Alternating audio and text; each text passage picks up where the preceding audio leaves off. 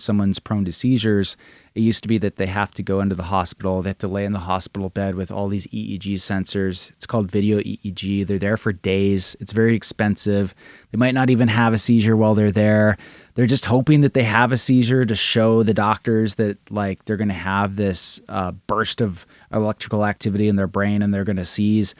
But, it almost sounds barbaric compared to the other potential, which is putting EEG sensors in earbuds that you carry around, or even like a patch that you wear on your head that no one even really can see.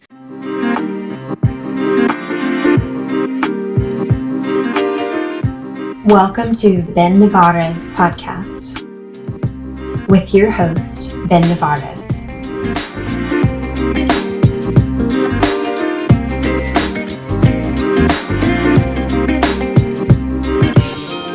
Good morning. Good morning, sir. How are you? I'm good.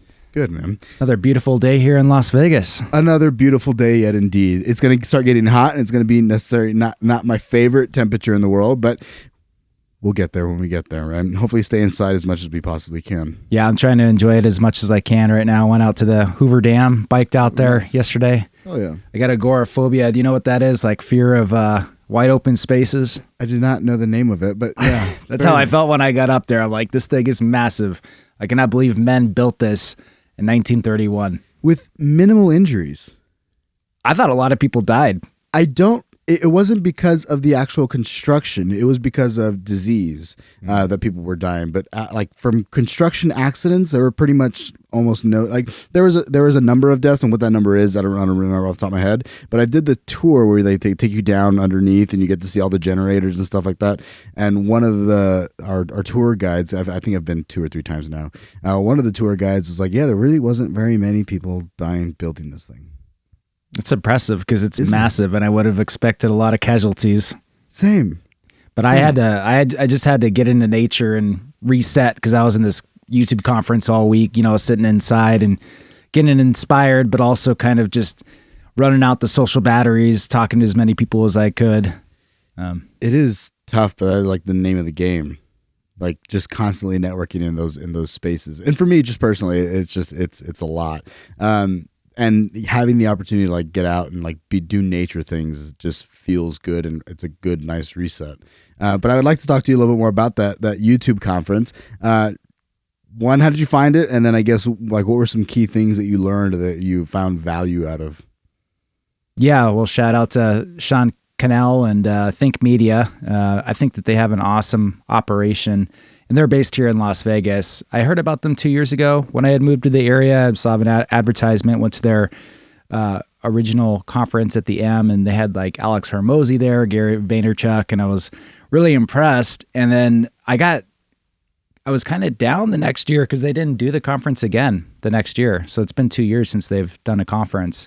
And this year they had Dave Ramsey as a headliner, and then Cody Sanchez was also there, as well as some other big people in this space, and it was inspiring. I got to meet a lot of people. I kind of went high ticket, so there was like a platinum dinner event where I could network with people that are just killing it on YouTube and in business and in personal brand, and just being able to talk with them, ask them questions, but also have them see and look at what I'm working on and have them actually really excited about what I'm doing was very validating. I have to say that.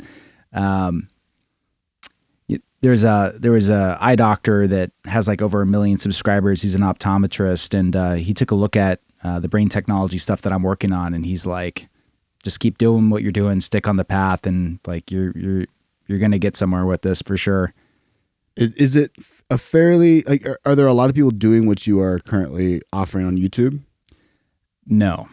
I just took the Daryl Eves YouTube course last fall. He does channel jump starters and works with a lot of names like Jimmy Donaldson, Mr. Beast, and other really big YouTube accounts. Do you remember the Squatty Potty unicorn that poops the rainbow? Have you seen that commercial? Well, anyways, he Jamie, bring it up. he designed that commercial, but now he has a YouTube training company. And one of the things that they train you how to do is create a dummy account, because you're actually becoming your customer avatar and seeing what the AI offers you as far as video recommendations. And what was interesting is that when I became my own customer avatar and started watching my own stuff, all the algorithm wanted to offer up was my own thing.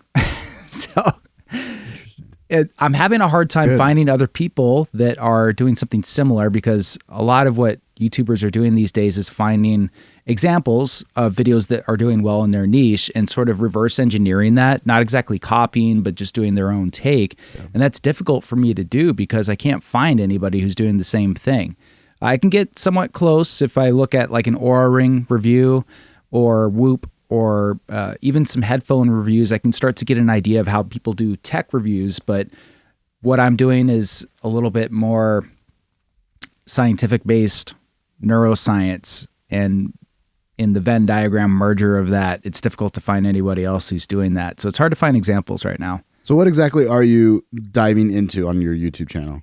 Right. So I am a psychiatrist by training. I spent 8 years in the U.S. military with the Navy, and when I was doing my training at Walter Reed in Bethesda, Maryland, it's right across the street from National Institute of Health. They have some of the most advanced brain imaging technologies there in the world. And when I was coming into service, that was towards the end of Iraq and Afghanistan. So we had a lot of military veterans coming back that had been exposed to improvised explosive devices, IEDs. And so they had all these symptoms like vertigo, anxiety, depression that couldn't really be fully attributed to PTSD or just being down at their back. There was actual physical damage to their brain tissue, which was really sad, but also validating, because if you could use some of the most advanced brain imaging technologies in the world and show them like there's actual structural damage to what happened to your brain and this is why you're experiencing what you're experiencing, it brought a lot more understanding to their experience, and also just understanding how the brain works, and also raising awareness of what can happen with head injuries like that. And we've seen that happen in the NFL lately, and as well as in other industries. And it's about that time that I started talking and griping about psychiatry in general. Unlike other areas of medicine, we don't have much data on the organ that we're treating, which is the brain. So there were companies back then, this is about 2014, that were starting to develop wearable brain technologies. EEG is electroencephalography, and if you have sensors on the scalp, you can pick up small brainwave signals from the brain. And only up until now, it's getting really powerful in our ability to interpret and use these signals. And AI is playing a huge role in this story because of the complexity of these signals and trying to draw out information about it. Things like, have you slept well? Are you focusing right now? How's your meditation sessions? And so in the past 10 years, I've just documented what's happening in this neurotechnology field. And this is even before the days of Neuralink, Elon Musk's company. And they're playing a big role. They're raising a lot of awareness of what's happening in brain-computer interface, but it's also a little scary in their regard, right? You have to get surgery. The sensors are put directly on your brain. Most people are never going to get that done in the near future. But what I think a lot of people don't realize is there's a lot of wearable technologies that provide really useful data that we can just put on like a pair of headphones. And that's really where the field is headed right now. So my YouTube channel is all about the product reviews, tutorials about how to use the devices for certain use cases, like to improve your sleep or your focus or your meditation, as well as just interviewing people in the field that are really on ground zero of developing this technology. And more lately, it's become even ethical debates of like, what are we going to do with this technology? Nita Farahany is a professor at Duke that has been on a lot of news programs here lately, who talks about this in her book, Battle for Your Brain. And she came on my YouTube channel and we talked, and she goes over the ethics of this because we're starting to be able to detect people's attention. So you can imagine like certain companies are going to require their drivers in commercial vehicles to wear headphones to detect whether they're drowsy or not, to protect, to avoid crashes. That's really cool. Yeah, there's and then all the caveats that come with that. We're not down to the level of tracking thought per thought. And one good thing is that most of the hardcore brain being able to tell what you're looking at or listening to can only be done with $3 million MRI machines at this point, after the fact that they've got your brain scan, after the fact that you've trained with an AI algorithm for weeks beforehand. So the AI has to learn about how your brain patterns are set up. But that hardcore stuff, you can't get without a person's permission, basically, because the person has to actually train the AI themselves. I have several different questions. I have 3 of them off the top of my head. So first one, at what point, or is it being currently used, the wearables being used for those who have already had these physical, like these IED individuals that have had physical damage to their brain? Are these wearables being used for them?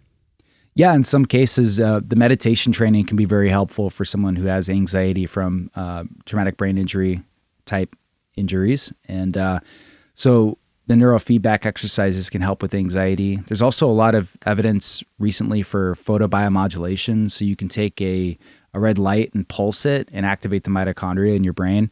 And we've seen a lot of other red light therapies for skin, hair growth come out here recently, but it also can be very therapeutic for the brain as well.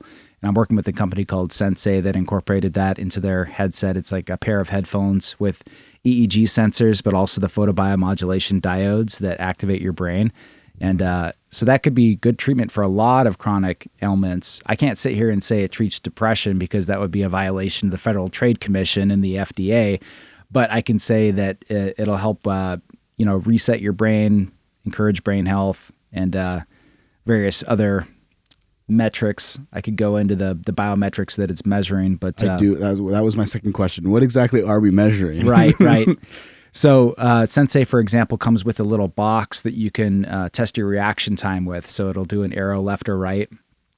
And so on the surface level, that's not that impressive, right? It's just like tracking how fast you can, react to the arrows. But what it's actually doing is measuring your brain waves at the same time. So it's getting that hardcore information about how quickly your brain is reacting to that stimuli, and they're called evoked-related potentials. So there's a spike in your neuronal activity when you do see, and you can make errors, right? So like you're only supposed to click it if the arrow's pointing a certain way. So if you make an error, that's impulse control difficulties, right? There's measurements like that. There's also one that's becoming really interesting called peak alpha. So EEG is really complex brainwave patterns, and traditionally what we've done is break that down into different frequency waves. So the slow waves are like delta and theta; those come up when you sleep. Getting a little bit quicker is in the alpha range, which is 8 to 13 oscillations per second, and that tends to be higher with relaxed attention or meditation. And then up higher is beta and gamma.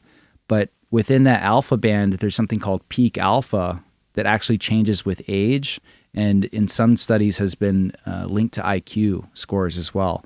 And that same headset that I was talking about, Sensei, they've actually been able to show that they can increase your peak alpha with their training sessions with the photobiomodulation as well as the neurofeedback sessions in the device. So it's like true on hardcore brain training with actual data that your brain is getting better. That's amazing. Yeah. Like for anybody in any sort of anybody that has a desire to have self-improvement in their lives in any field of their desire can apply this and just be a better human. Yeah. And every to podcasts, if I can do this 30, I don't know how long do you sit with them for? 15 to 30 minutes. Yeah. So let's say I sit with it for 30 minutes before a podcast, and because of that, I am more attentive and ask better questions, and therefore a better content creator all day. Who wouldn't want to do that? Do you ever use them before you record your own videos? Yeah, so the one that I like to use before, I call this my primer. This is called Mendi. It's from Sweden. So this one actually tracks blood flow. It's got a red light laser that goes through your scalp to your brain, and then it bounces back to the sensors, and it can tell how much blood flow is going to your frontal lobe. That's crazy. So I use it as a primer because if you increase blood flow to your frontal lobe, that sort of activates all the attention circuitry and all the attention circuitry. So I like to use it before my meditations, actually, because I notice that if I do 5 to 10 minutes of this and then go into my meditation session, my focus is a lot more durable. It's a lot more centered, and the meditation really benefits from that because the more that you can harness your attention on a meditation object, the more you're going to elicit the meditation phenomena that are really enjoyable, like euphoria or just feeling really connected to gratitude. That's mindfulness. yeah. Yes, gratitude as well. Beautiful. And for those of you that are intimidated by biometrics and brainwaves and all the jargon I'm throwing out there, what's really exciting right now is that these language generating models, ChatGPT, Gemini, they're starting to make it a lot more simple for people, because those AI engines can take that complexity of data and boil it down to really useful insights. A video series that I've been doing lately is taking data off this one, which is the Muse headband. This is a company that I've been working with for years. And this is a soft band. It's got EEG sensors on the inside there. This is the meditation neurofeedback one. And I can get the raw EEG data off this one and get reports. So I've been loading it into ChatGPT, and ChatGPT can actually tell if my eyes are open, if their eyes closed. It can calculate peak alpha for me. And a video that I just posted yesterday, it kind of blew me away. So alpha will go up when you close your eyes, and the amount that it goes up can actually be indicative of if you're a meditator or not. So I took the data and loaded it into ChatGPT, and it was like, hey, your alpha went up by 157% when you closed your eyes. The average for the population is 50%, like you must meditate. So I had this very kind of like out of body, just weird experience where ChatGPT has almost become like a trusted advisor. Like imagine if you had a world expert of neuroscience that's getting all the data about neurofeedback and brain metrics from all of human knowledge, and it's telling you something about yourself that feels really good. Like it stroked my ego. It was like, wow, like we can really see from your brain that you're a meditator, that you've been doing good work here. And I just posted that on LinkedIn, the results, and from that YouTube video, and I was just like, I guess I'd be curious to hear your thoughts on that. Like, because the way that I see it is that the AI kind of becomes this trusted advisor. And from a mental health therapy standpoint, a lot of therapists are supportive. They're like telling you where you're doing good. They give you ideas on where you can improve, and they're just there for you. And that's what it feels like ChatGPT has been for me as far as looking at my brainwaves. I think understanding my brand has helped coming from ChatGPT. It's like, hey, can you review these videos for me, and then let me know like who is Ben, or what is the podcast stand for? And it's listening, like getting the feedback, and like the way it's verbalized is so insanely insightful, and like really, again, like kind of strokes your ego a little bit. I was like, man, that's me. Of course that's me, I wonder, do you get, so you're 150% at, while eyes are closed, does meditating bring your baseline to something that would also be a higher than normal? Like oh wow, we recognize that you're a meditator by 150% because you close your eyes. Does baseline now, like, can you improve that baseline just by meditating? Is that the idea? I think that there's some documentation on that you can increase the day-to-day amplitude, but I think that what the most literature focuses on is the delta, the change between eyes open, eyes closed. Like, how much does it increase? Why? I don't think anybody knows. Okay. And these are one of the many mysteries of neuroscience. We've never had devices like this that have democratized neuroscience. These companies don't get enough credit because up until now, most neuroscience studies are done with like 20 graduate students in some research laboratory at some academia, and there are thousands of these devices, tens of thousands of these devices on the market now. So these companies, the data isn't as good, right, as if you had someone linked up to a clinical grade EEG machine, but it's good enough. And what they have is the power of raw amount of data. So if you have 10,000 people that are using the device, and you can see what is the peak alpha from 0 to 81 years of age, they're learning things that we never knew about brain metrics and how to actually track brain health and how to do things like measure sleep, focus, meditation. This makes me like very excited. And part of it is my assumption is that if we can detect somebody's, hyperactivity or anxiety or depression, and that these are real things, we can give a I would imagine a more accurate dose of a medication or a prescription that is true to that unique individual. Because I've gotten on the phone with a psychiatrist in the past, and after like a 5-minute conversation with very few questions, he's like, "All right, we're gonna go ahead and put you on Wellbutrin. We're gonna start you with the lowest dose, and we're gonna go from there." And I was like, "You're not asking if I'm eating right. You're not asking how my sleep is. You're not asking if I'm drinking, if I'm working out." So you're going based off of a couple different. How are you feeling today? Well, I'm not really feeling that great. Oh, okay, you're probably Wellbutrin. Like that's insane to me. Versus, okay, well, let's send you out a product. You're gonna wear this product for whoever an average amount, like an ideal amount of time to get an average look at the brain. So like say 7 days, for example, and then now we can give you a better prescription for what maybe you just need more sleep, man. Like that's your big problem. It's like, oh, okay, cool. And like, it keeps my body healthier. I'm not putting a bunch of stuff and just hoping for the best and trying all these different medications. I can actually get something that's true to what's going on. Everything you said is spot on. I mean, these are the metrics that we're going to be able to get from these wearables. I'm really excited about this pair of headphones that's coming out next month in June.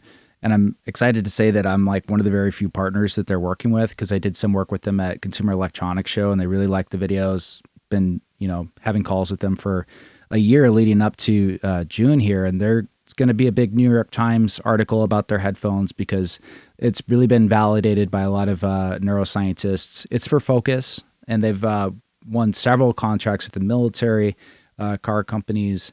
And this is really the first time that one of these technologies has been incorporated into a form factor that people could be using just at Starbucks. Because one of the problems with these headbands, right? Like, look at this emotive headband. This one is really cool in that it gives you all these different metrics for attention, excitement, engagement, for neuromarketing purposes, but it looks ridiculous, right? Like, who's going to wear this in a Starbucks? I think it looks kind of cool, but I would never actually use it in a Starbucks, and let alone like the average consumer, right? Yeah. But if you put this into a pair of headphones, it's a complete game changer. And just the accuracy of the focus tracking is really going to help with a lot of what you said, which is like, what is your focus doing? Is this due to a lack of sleep? Is this distractions in your environment? Or is there an actual like anatomical/chemical issue that you have with staying in the right brain circuitry to maintain attention for long periods of time? And will medication fix that or not? Will it help? I wonder, just kind of throwing this out there, how would this help, and would it help be able to predict some Alzheimer's or like some preventative measures for some mental health, like mental disease or brain diseases?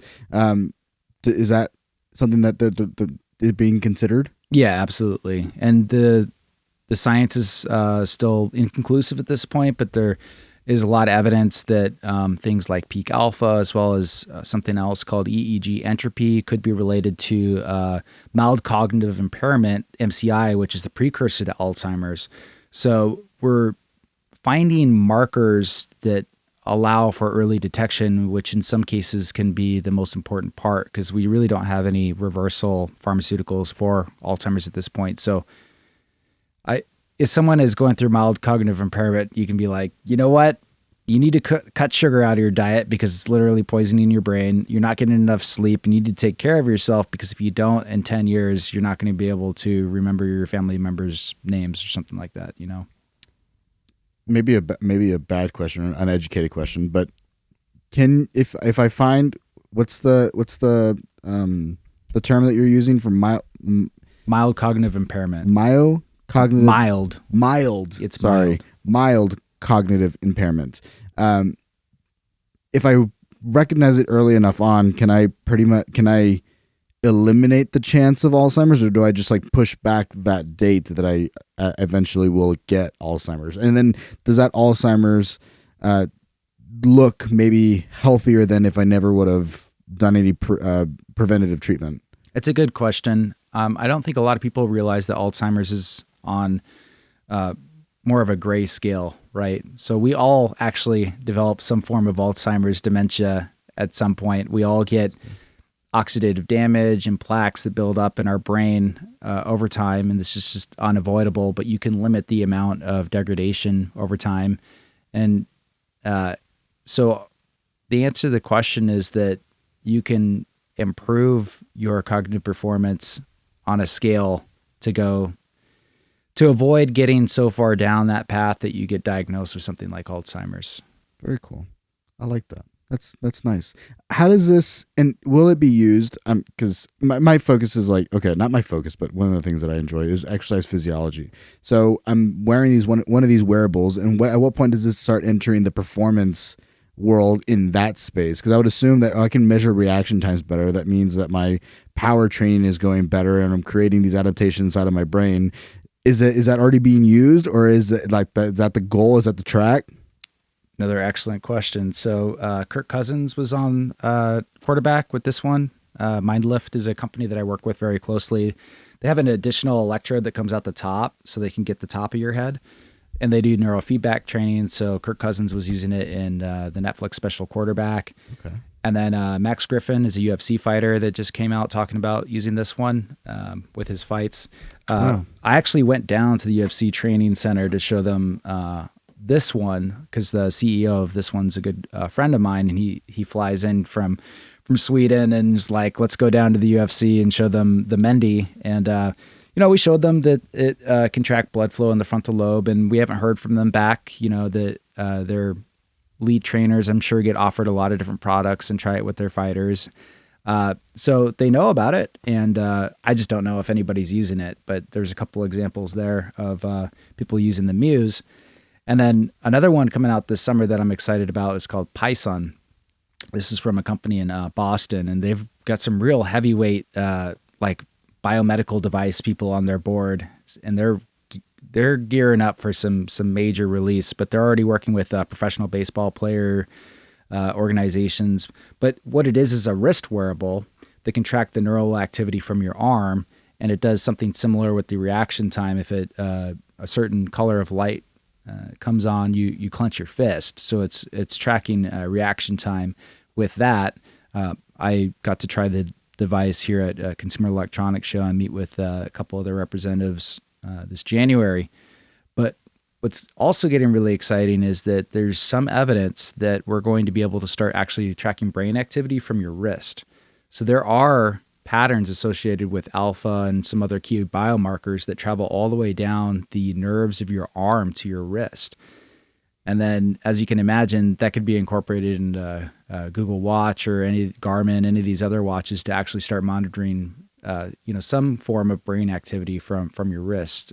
Other than just clenching your fist and tracking reaction time, it'll actually be able to track neural activity related to sleep, focus, all that kind of stuff. Just throughout the day, constantly picking up this data. Data is like the biggest thing I think in the world at this point, especially like biometric data is if I'm looking at any of the leading companies in the health and fitness industry, most of them are doing some sort of biometric data. The Whoop, the Oura Rings, Apple is quite advanced in that space. Apple just filed a patent actually for earbuds with the EEG in it. They haven't come out with the device yet, but everybody's kind of sitting back and watching. And I myself have had a couple of calls with Samsung, reached out to me, and Samsung Research Division America, and they're like, what is going on with these brain wearables? I mean, that's the power of YouTube. Like the buzz starts going and they search for it on Google, and pow, all my videos come up, and they're like, okay, this guy seems to know what he's talking about. He's in the mix, so let's reach out to him. I've had so many experiences like that. Actually, I should charge more, because right after I talked with them, they made like $1 million investment in one of the sleep trackers that they told them about called Earable Friends. And I was just like, I told you guys about that device. Where's my cut? Just jokes aside. But.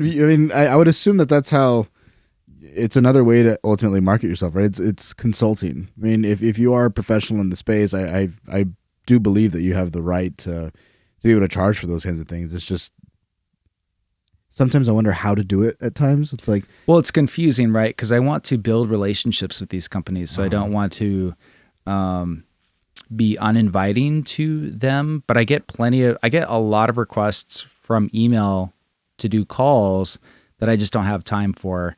And I wish I could get to everybody, but just the sheer volume of like requests that starts coming in, even at 35,000 subscribers on YouTube, just gets overwhelming, and there's just only so much time in the day. But I think one way to start, leveraging that is for consulting fees. But at the same time, I want to build relationships and have as many calls with certain organizations as I can. So I'm teasing that out. I actually had discussions with a couple of the YouTubers this past week at the conference about that specifically. So that's a work in progress. But what did they recommend? Did they recommend this kind of sequence of like, just, hey, get your foot in the door, be a social human being, and then in X amount of years or X amount of time, you finally, you can offer that as a service? Well, the optometrist that I was talking to that has like literally a million subscribers on YouTube, was telling me it's time to start charging consulting fees, because there's actually a legality behind it. Someone took his face with like AI and promoted a product that he had no idea about. So he's actually like in litigation right now going after this company. It was like a eye patch company that he did not endorse. And the lawyer that told him that when they go after them for compensation, part of that compensation has something to do with the amount of money that he was charging for consultation fees. So there's actually some legality there in it. Yeah.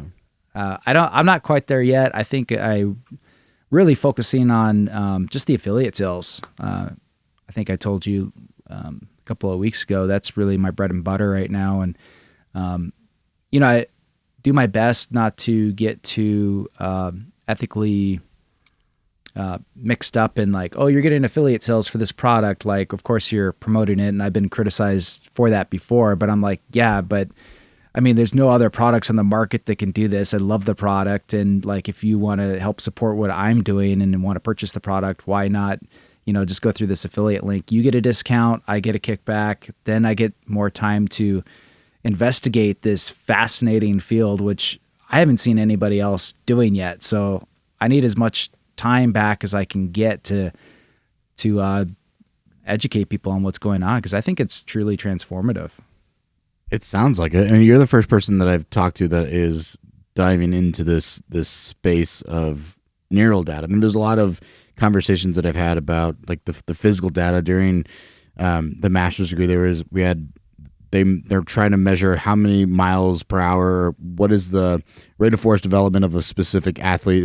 In that specific setting, it was a soccer athlete. So how many miles are they running throughout the practice, and then how does that translate over to how many hours I should be training?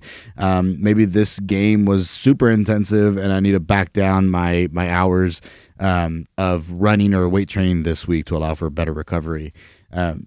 There's more of that's come out. There's not very much of what you're doing from what I've seen. Yeah. And one of the other things that I'm getting more keen on and explaining is that there are certain use cases where going directly to the brain data is more useful than what's already on the market. I mean, Aura is a perfect example. I did a comparison between Muse and Aura. And so Aura tracks HRV, body temperature, as well as your movements during the night through the accelerometer. But it's not going to be as accurate as if you're actually tracking the brainwaves when you fall asleep. What is that margin of error?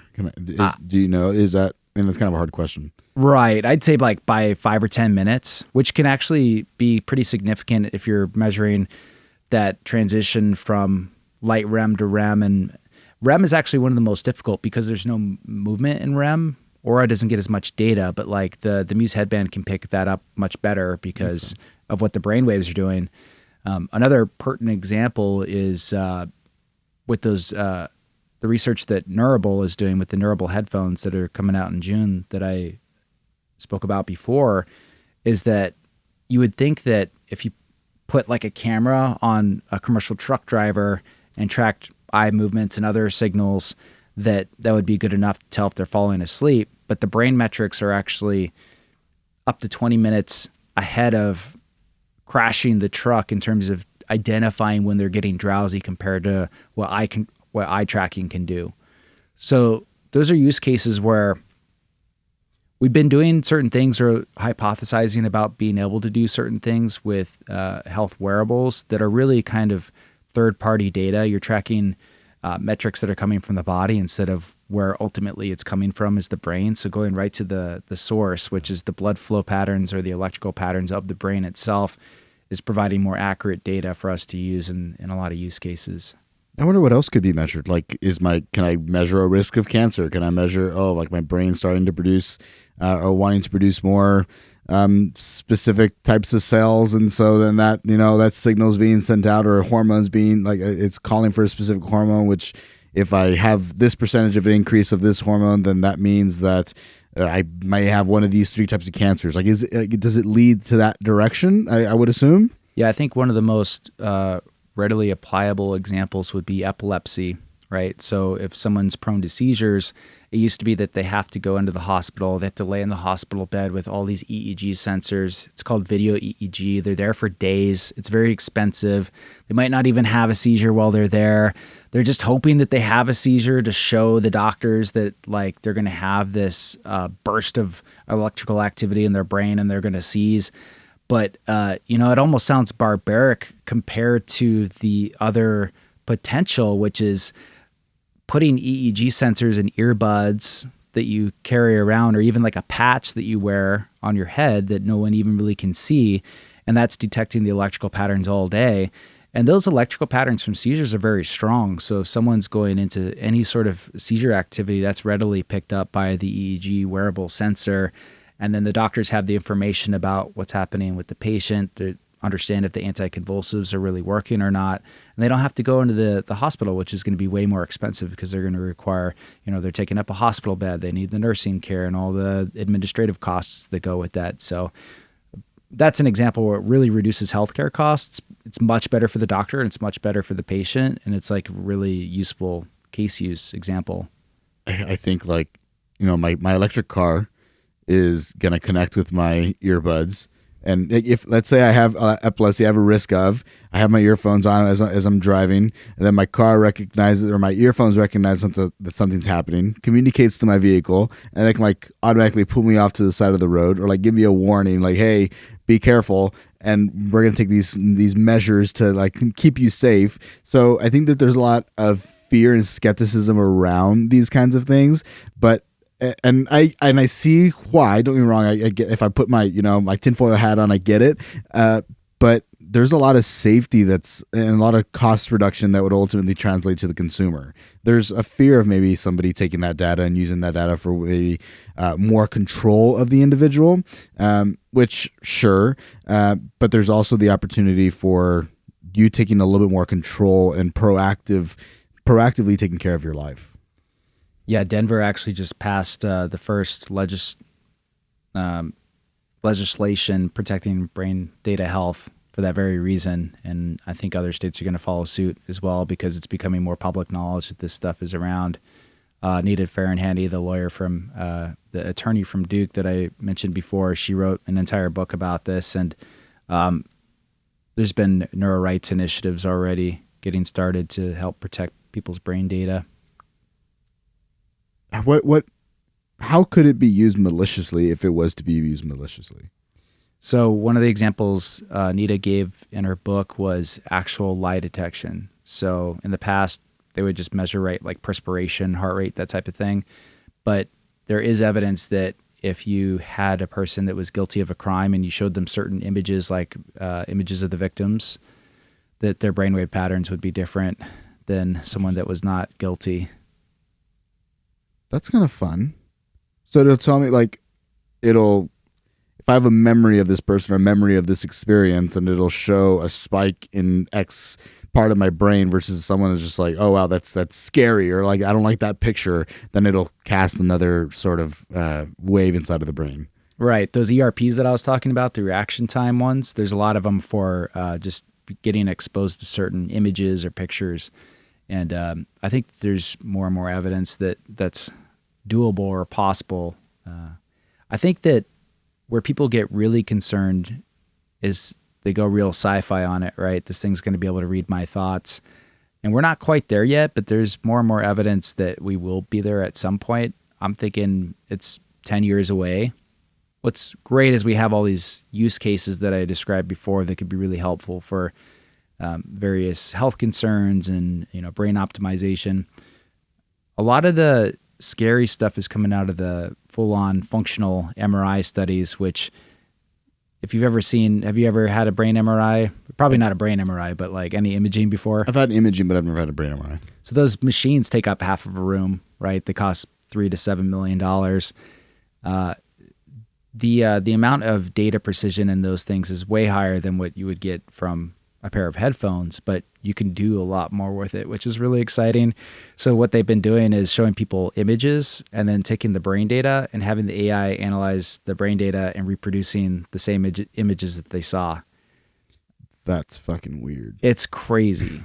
That's fucking crazy. So if you're showing an image, it has a certain pattern of blood flow in your brain. So all the AI is doing is reading those blood flow patterns and can interpret the picture. It. Weird. Let's go a step further. So I just got contacted by a group in Paris. They're called Obvious. They're a AI art trio.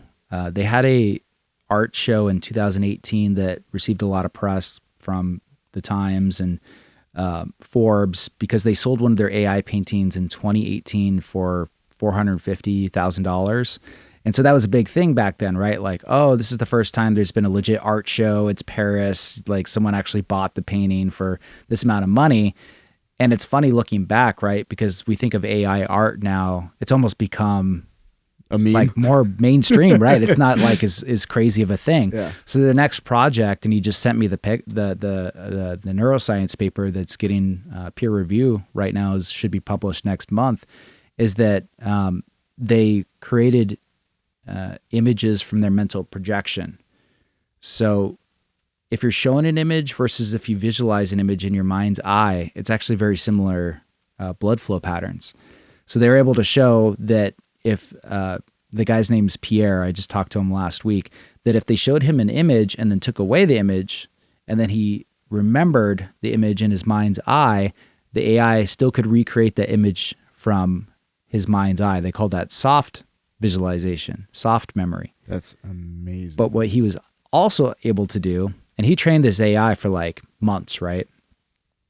What he was also able to do is use this AI to, from scratch, visualize an image in his mind and get the AI to recreate an image. Now, it's not perfect, but he could do, with up to 95% accuracy, portrait versus landscape. So if he visualizes a person's face, it'll always put out a person's face. If he visualizes a landscape, it'll almost always put out a landscape. But taking that level of complexity even further, he could visualize a sad face versus a happy face and have it recreate that, or a sad landscape versus a happy landscape and recreate that.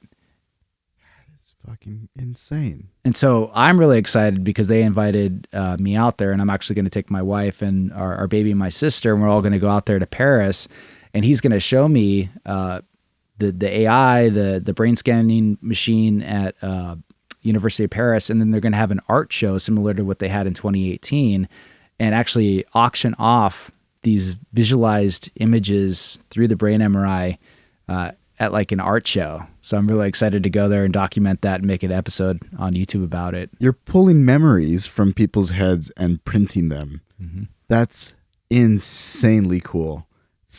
I am one of those. I think I'm gonna own a tinfoil hat right now, and it's kind of scary.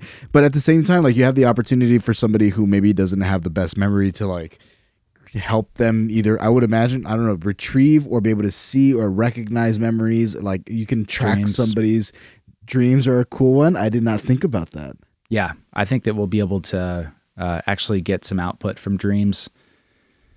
And that's kind of like the ultimate psychiatry, Freudian. It's almost like coming back, right? It's like you'd actually be able to project a person's dreams. How much is a dream not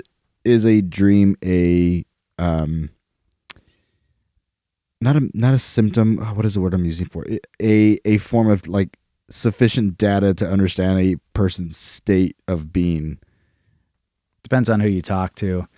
I again, that's where psychology and mental health has been for a long time, is kind of just theories and subjective descriptions.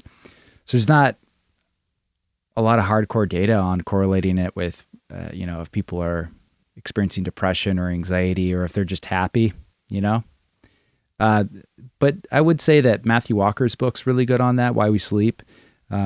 He actually really cleared up quite a few things for me in understanding why we do have sleep cycles. For the most part, non-REM is to clear out the toxic byproducts of the day and clear up memory space, basically. But REM's really cool. That's where you dream, and it's to actually assimilate what you experienced into knowledge and understanding. So it's putting all those things together. And I think that when the day comes, and I think it's a ways out that we'd be able to project dreams in most people, I think that we'll actually have some data on that. It would be really cool to see people's dreams. I have very vivid, very lucid dreams. And so I'll wake up. I had one recently where I needed a ride home. This guy was like, I'm going to introduce you to this guy over here. He has a truck. He'll take you to your car.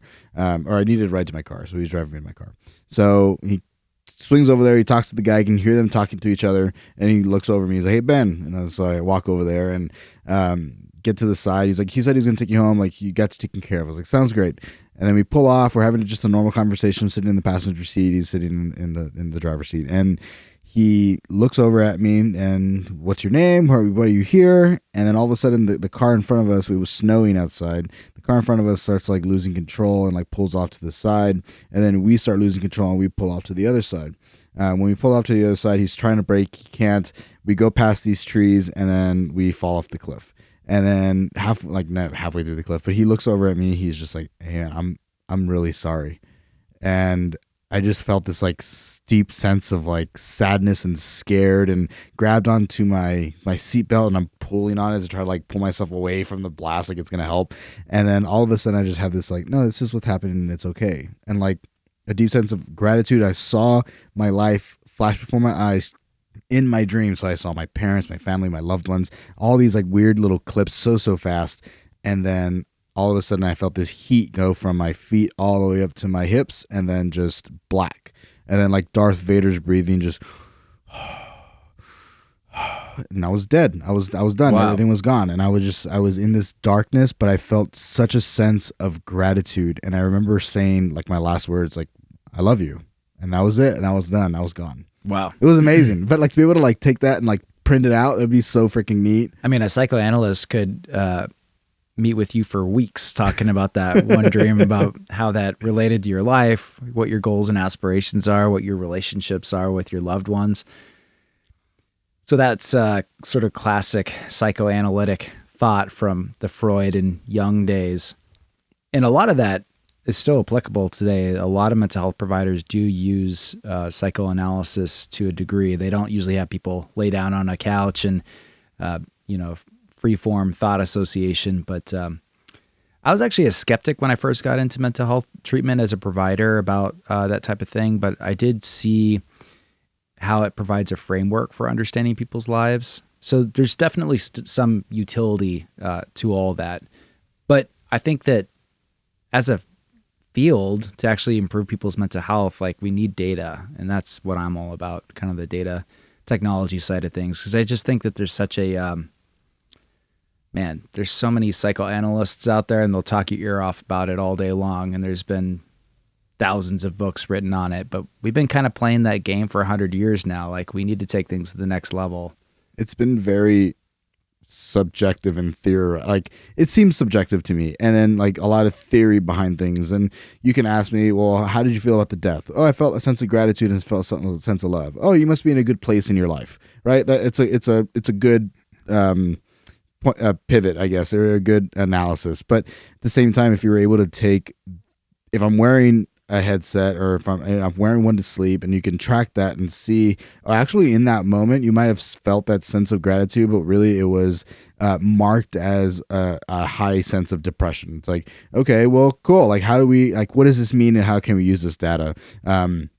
maybe an extreme example and not necessarily like the most applicable, but just, it gives a much more concrete example of what exactly is going on inside somebody's head rather than just like, well, we think that, this is the way that your brain kind of develops in this kind of general range of things based on what we can see. It's no longer just what we can see on the outside, but we can track on the inside. Okay, Freud said, we have these, between these X years, then we're most likely to do these things, and this is what this means. And if we miss these pieces, then this would, how it translates into our future. What if that was never real? I'm sure there's some base to it, but it'll give you a real good like definitive line of yes and no's. And I like black and whites, even though I know most life isn't black and whites. Most things are gray. It's nice to have some definity in some areas. Yeah, and I just like to think about what it can do for human optimization. That's what I get excited about. I mean, treating disease and illness is great, and we need it in the world. But I also think that AI is going to get very powerful, very smart, very quick, and that in order to like interface with it, we need new tools. And I think that neurotechnology actually might be one of those tools. For lack of a better way of saying it, I think that we need to have our heads on our shoulders right now and be emotionally, centered as much as possible as a society, because we're going to have some really powerful tools here pretty quick, and we need to decide how we're going to manage that moving forward. I would love to see it move into, I think about the sports world, but even outside of the sports world, if I can have better scientists doing better research because they're wearing this thing 30 minutes a day, then now not just me as a human gets to have the benefit of what I'm doing or my team, but on a very large scale for society and what we're like striving to push forward towards. It really does elevate the human experience in a lot of different really cool ways. I think so, but there's a ton of work to do. I mean, you can talk all day about what possibilities could come up, but it's really piecemeal right now. Each one of these devices has like a little piece of the puzzle, and there's the really high end stuff, but it's really expensive, and there's the low end stuff, and there's so much noise in the signal, and how do you actually get inferences from it? So I'm just really excited to be a part of this and working with these companies to like bring this technology to people, but also be like an interface for the public to react to my videos and see what people are interested in, because it's actually really helpful to be able to see the comments on the videos and almost like report back to the companies. Like I'm there for the viewer, don't get that wrong, and I want to like be transparent about what's going on as much as possible and really deliver value for the viewer. But also a lot of my viewers are people that are in the industry working on the technology, and there's a lot to figure out. It's like, how do we get these into form factors that people are actually going to use, and how do we get the marketing right? Because there's so many different things you could do with it, but if it's not like actually addressing a pain point in people's lives, people aren't going to be interested in it. That's fair. I really like, yeah. So I want to get, I really like that a lot. I want to get into how you get into being in your space, and I think part of it is because there are a lot of really cool fields, and I think with social media, there's for whatever reason, a lot of people are leaning toward just being an influencer and tracking their days. But there's an area like people use social media and YouTube to really be an educator.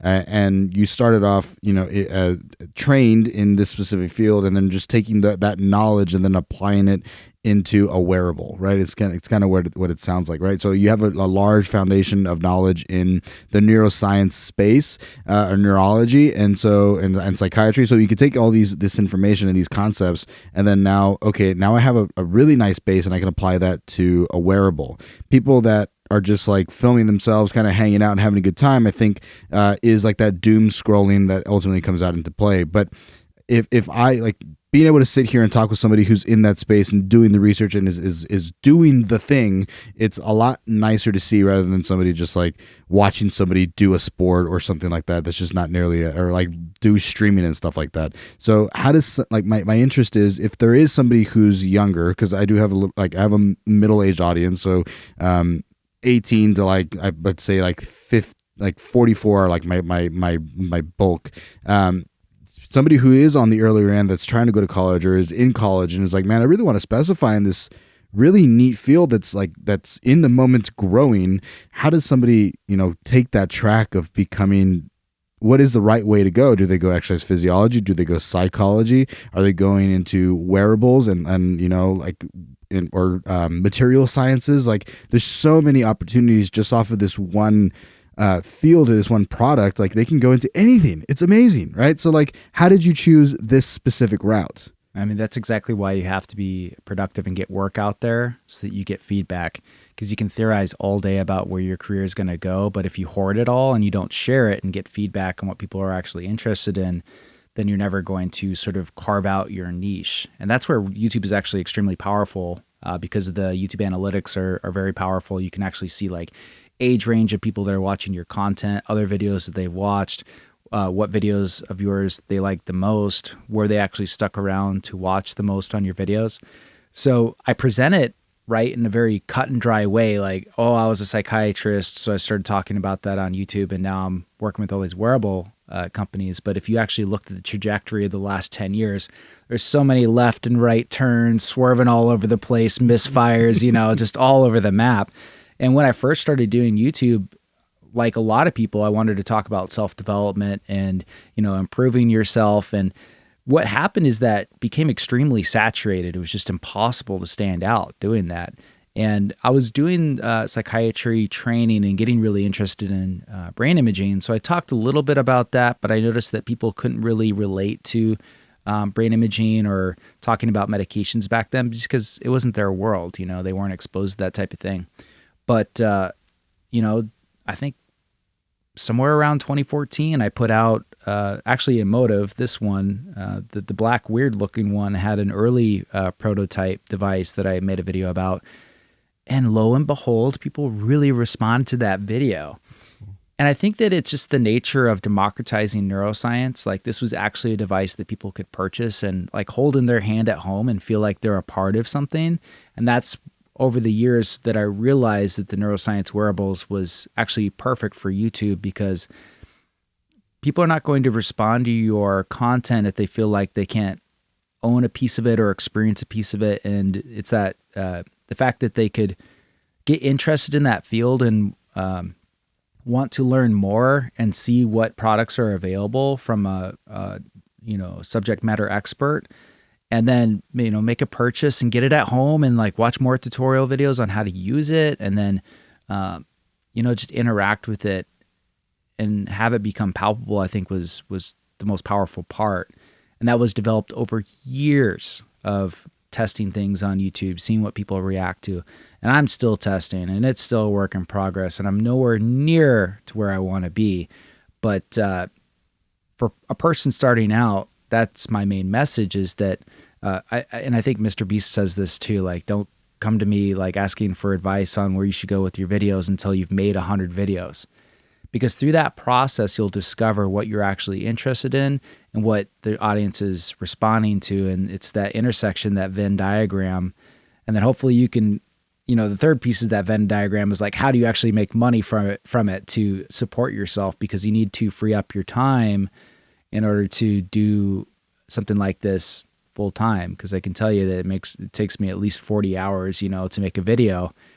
So I'm working all week by myself in my studio to create these videos. And that's why one of the reasons why I think this has taken as long as it has is that the industry needed to sort of get to the point where it is with AI right now to make the devices a lot more powerful. But also, man, I was a U.S. Navy lieutenant commander psychiatrist running a whole outpatient clinic. Like, I only had so much time for videos until 2021 when I finally had my my payback completed my service. And, that was all well and good. I got excellent training, and it really set me up, I think, to get to the next phase. But it's really been only these last 2.5 years that I've freed up my time to do this even more. And it's just like grown so much from that. Beautiful. How does the military is the military incorporating these kind of wearables at all? Yeah, Neurable just got a big government military contract. Yeah. So the fatigue tracking's big. So there's been a lot of talk about putting these devices into fighter pilot helmets, which I find really exciting because I love like fighter jets and fighter pilots. And there was actually one point where I was had met with the leadership over at Nellis Air Force Base, and they were talking about incorporating these technologies into their fighter pilot helmets. So I was trying to weasel my way into flying with the Thunderbirds and the F-16s to make a video and, do their brain tracking. It never materialized. One of the many projects that don't work out. And I guess that's my other piece of advice is like, you're going to, as you're starting out, but even more advanced in your career, like 80% of what you try is going to fail. It's that 20 that really like takes off for you. So if you start a project and it fails, like don't get down about it, like keep moving forward. And then you'll notice that projects will resurrect, because I was talking to the Air Force with a different company and that one kind of went on the wayside. And then now Neurable has a contract with them. So that project might actually come to fruition at some point. So getting back to the military question, there's a lot of applications, and focus tracking and sleep tracking is definitely one of them. It's very cool. I know we're kind of like, you mentioned the military and it was a thought. One of my friends is an aerospace physiologist for the Navy. And so he's flown in some F-16s and some really cool jets and some helicopters, and he sends me like Snapchats every so often. I'm like, dude, like what an experience, like to go from doing research on, in exercise physiology, doing like wet lab stuff and applied stuff, to working directly with military personnel on it's fun to see that there's an area of opportunity in things, even if it's not in the content creator world. My thing is, when I was growing up, I didn't know that there was anything outside of being like a doctor or a lawyer, and then you have like a cop or a teacher, right? Like you have very, very like blue collar kind of work, and then you have like a couple different iconic white collar jobs. But then you have these opportunities in research or in wearables or in biometrics and feedback, and I think material science is a fun one. Like, what does it take for someone to actually go in and build that? Like, what the research that goes behind, okay, well, we know that these metals are more conductive than these, but then these don't really work well because they're toxic to the human body. Like, working and across between different research entities, so like engineering versus biomedical sciences, and like putting those two things together is becoming more popular in the research world. In the research world, much more collaboration, I think, outside of just exercise physiology staying with exercise, engineering just staying with engineering. They're now starting to promote this idea of cross collaboration and little things like that are just like, again, like for me, if I was a kid and I was like, man, like this is gonna be a thing one day, like how can I get involved, right? And so it's fun, even if you're a content creator or not, I think that's where the entrepreneurialism, but also the gig economy frees people up a bit. So if people want to sort of carve out their own path more than just being a W-2 employee, not that there's anything wrong with that if people, want to stick with a company and provide value in that way, and that can be one way to success. But the other way, probably the more difficult way, is to piece together an existence where you are getting a bunch of contract work through 1099s. That means that you have to take care of your own healthcare insurance and file your own taxes at the end of the year, because no one's paying your taxes every month. You have to pay them yourself every quarter or at the end of the year in a lump sum, and you got to figure that all out yourself. So that's where I sort of had to put on my big boy pants and be like, you know what? Because I tried a couple of congressionally funded studies in the Navy when I was active duty, using the Muse headband, for example, and we've months of preparation. We got the medical school involved. We presented the study proposal, and ultimately it didn't get picked. And I'm like, why did I just spend so much time on a study that didn't get picked up? Like, YouTube is so much more powerful. Like, I want to recapture my time. That's why I left the military. And but then there's all these things that you have to figure out, and it was not an easy transition. My anxiety was out of control. I felt just so.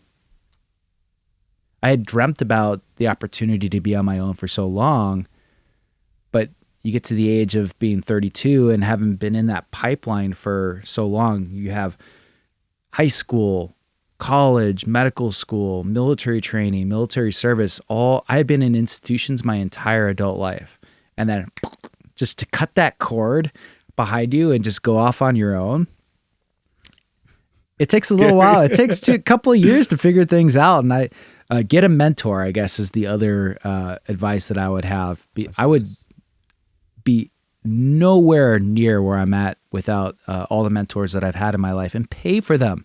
Like, pay for high ticket mentors. Like, it's really worth your money. People are really down about higher education these days, about, wasting your money on, college courses that aren't going to benefit you. And I see that. I'm actually like a very true believer of that. But when you start carving your own path and actually know what you want, and there's plenty of coaches out there that have businesses that coach other people to get there. And YouTube is a perfect example of that. There's a lot of people that have been successful on YouTube and have formed entire companies around that, like Think Media that I was talking about before. And if you have to pay tens of thousands of dollars over years of training to get to where you want to be, do it, because it's going to cut your learning curve so quickly. And it's like impossible to figure this stuff out on your own.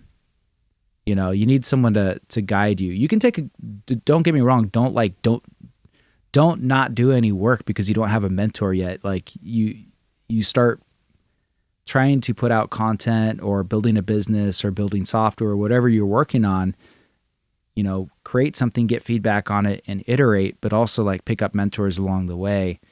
And things will come to you. Like, I'm a big believer in the law of attraction, actually. Like, if you know what you want and you visualize it, like, you're going to activate your brain. Like, even if the physical universe isn't responding to your thoughts, which is what some people think that it does, the fact that you've woke your brain up to the opportunities that come across your way that you're not going to see unless you know what you want, and sort of carve out your path. I'm a big believer in all that self-help, law of attraction framework of going about this, but definitely get mentors. I think the most successful people that I've had on the podcast they share that quality, right? It's law of attraction is real.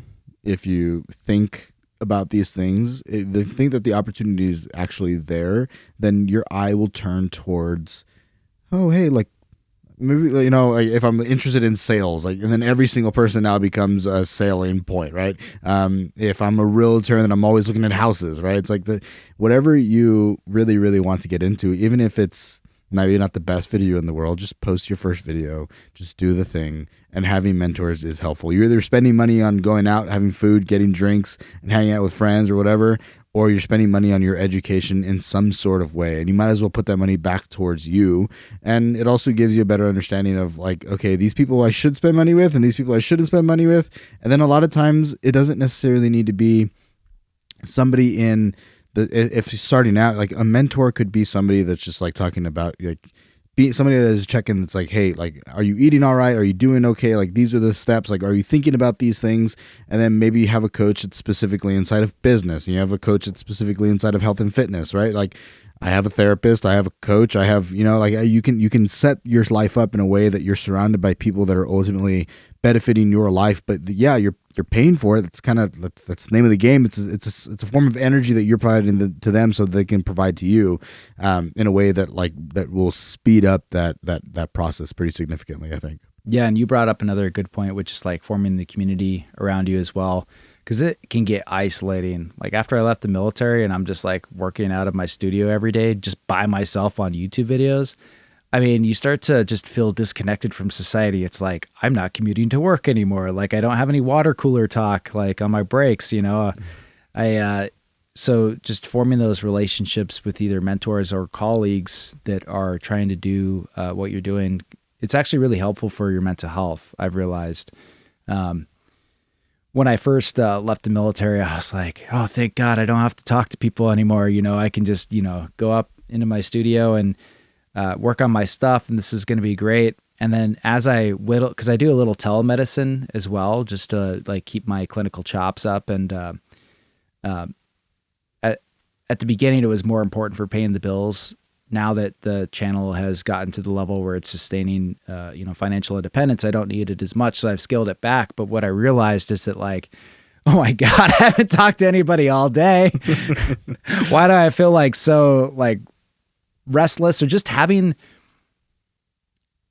no structure to your day and being like, well, what am I working on today? Well, I guess I'm working on that video, but like, like, so you just have to kind of like really, I like to keep it flexible.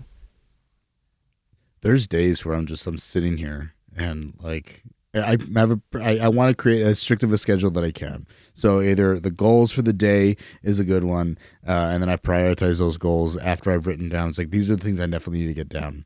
And then I started doing like, okay, Mondays are editing days. Tuesdays are marketing days. Wednesday is personal training days. Whatever, like set a specific highlighted goal for that day.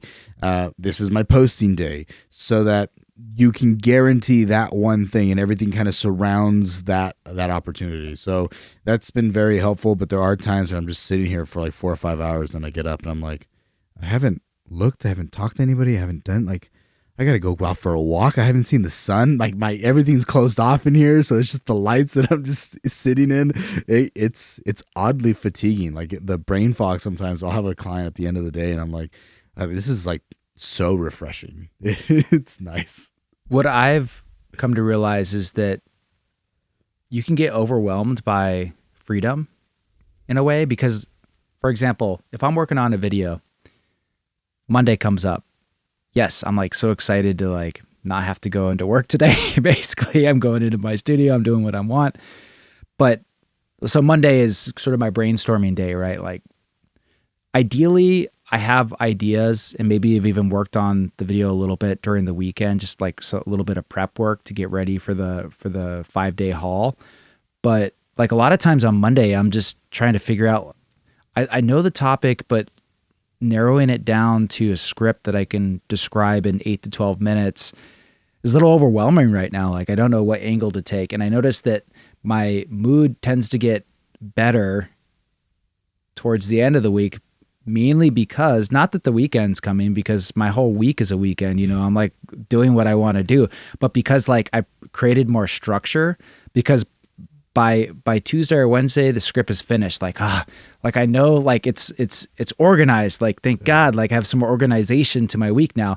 And then I film, and then after I film, I'm like, I'm feeling really good, because like all I need to do now is edit it and then upload it. And then it's like a big accomplishment, like each video is like an accomplishment. So like the more structure that I get through the week, if I'm trying to post a video once a week throughout the month, that's how my weeks typically look like. It's like Monday feels a little chaotic. I'm trying to like figure out my life, which is this video right now. Tuesday, I've got more structure. And then by, Thursday, I'm on cloud 9. Cause like the video's done. I'm just adding in some B-roll, a little music here. Yeah, these people are going to love this. I can't wait to release it. Friday is great. Then Saturday's a little stressful, because that's usually when I release my videos. And I have to kind of sit there watching the metrics these days. I didn't do this as much in the early days, just because like when you have a couple 100 to 1,000 subscribers or so, you don't get as much feedback as quickly. But at this point, I'll get tens of thousands of impressions pretty quick. So I can actually see the curves, like if the video is going to do well or not. And like, it becomes pretty obvious if like a video is going to tank, because the click-through rate is just in the toilet, like a 5% click-through rate is like, oh man, like this should be up around like 12 or 13 right now for a good video. Like It's Saturday, but I need to like recreate this thumbnail to try to figure out the thumbnail and the title, why people aren't clicking, and make it, more enticing to people. So, changing out a thumbnail 2 or 3 times to try to save a video. And sometimes you save a video and sometimes you don't.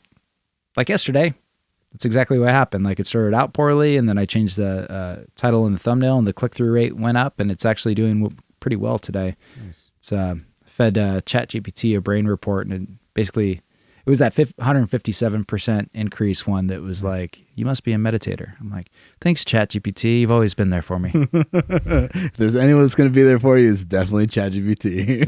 Yeah. That's cool. I like talking shop about this, because I think it makes it more normal, I think, at times for me as well. It's like sometimes I am sitting here like, damn, what am I doing? Like, this is draining. It can be hard, but it can be unnerving, because you're not sure if you are going to get the returns for your time. Alex Hormozy talks about this a lot. There's like a period in entrepreneurship where like things really haven't popped off yet, and you're just kind of like in the grind, and you're just you're thinking like, wow, I really should be, getting my, W-2 job and putting the money away in Vanguard so I can retire at some point. But,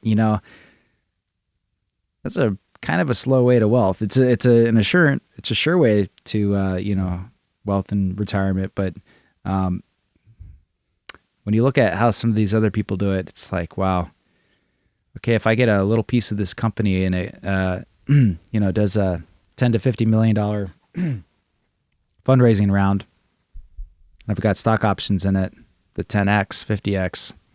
That's how you truly. That's my retirement right there, and that could take 2 to 4 years compared to 20 to 40. It is not for the faint of heart, but there's a high return if you just don't stop. Like, I think that the percentage of people that do end up quitting is probably higher, because I forget what percentage of podcasts stop after episode like 10, but it's something like 99. It's crazy. 95, like almost all of them. It's almost all podcasts after episode 10, they've fallen off the face of the earth. So if you're still uploading videos and you're on number 10, 20, 30, 50, 50, 100, whatever episode you're on, like it's not a small deal, and you're like continuously weeding other people out, and you're going to continue to have that algorithm ultimately feedback towards you. And my mentality is like, as long as I continue to do this thing, the better I'm going to improve in it. Like, it's just keep on doing the thing, and you will continuously get better every single conversation, understanding how to talk to people. Even if it's not used in this specific place, like every time I go out and I'm working with a client, if I work with a company, I'm doing sales, like I'm just that much better of a communicator, just because I've practiced 10,000 plus hours of just talking to people all day. It's nice. Well, it's amazing what it does to actually make you a more powerful person in person and in other aspects of your life. I don't think I was nearly as good of a communicator before I started YouTube, but in the process of just being able to take ideas, refine them, and communicate them on camera has totally made my speech capabilities to a level that they wouldn't be at. And that helps for public speaking. It helps for talking in person. It's almost like this training mechanism that you go through. Yeah. And then, like, I guess going back to longevity, I mean, I absolutely agree. Like, just don't quit. And that's what Dave Ramsey said at this conference today. He's just like, if you think back to that guy, he's been in the scene for like 40 years, just talking about financial advice, And he just like was yelling on stage. He's like, don't quit. Don't pay attention to the trolls. Like, just keep, what you're about. Just keep going. And it just inspired me so much. And I got to shake his hand backstage and, take a picture with him. But, just people like that have been in the game for so long. And it's really important to figure out what your why is, because, even in the 10 years that I've been on YouTube, I've seen people come and go, and, they try to catch trends, like either whether it be like carnivore diet or, whatever is the latest trendy thing.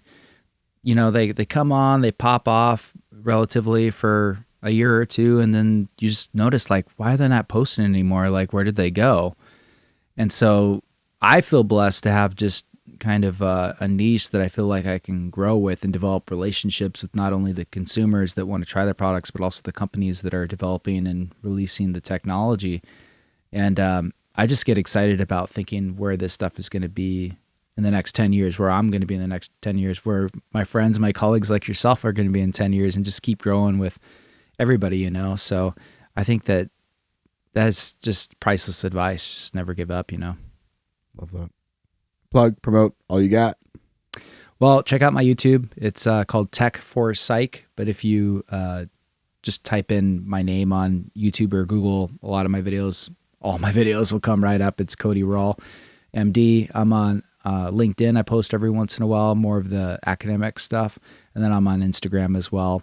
But the core is definitely the YouTube channel. That's where I'm doing my most activity. So if you want to see how I am developing my own AI interface engine to read my mind, tune in, because that's a series that's happening right now. I'm working with the developer, and we're actually developing some software to help people use these tools more efficiently. And then I've got some really fun episodes coming up as well. I've got Cognition, which is a augmented reality, virtual reality headset that senses your brainwaves, that allows you to navigate the internet with your mind. They're flying in next month I'll be doing a review with them. The Neurable headphones coming out in June. That's going to be really exciting. And then hopefully this Paris trip in October where I'll go and see how people are projecting images from their minds into art shows. So lots of fun stuff coming up. It's beautiful. You got a lot coming up. We'll definitely have you on again soon. Thanks, This Ben. is fun. Thanks, man. Cheers. Appreciate it. Thank y'all. Thank you for listening to the Ben Nevares podcast. Check us out on iTunes, Spotify, and all other major podcast hosting platforms. Be sure to leave us a 5-star review on iTunes.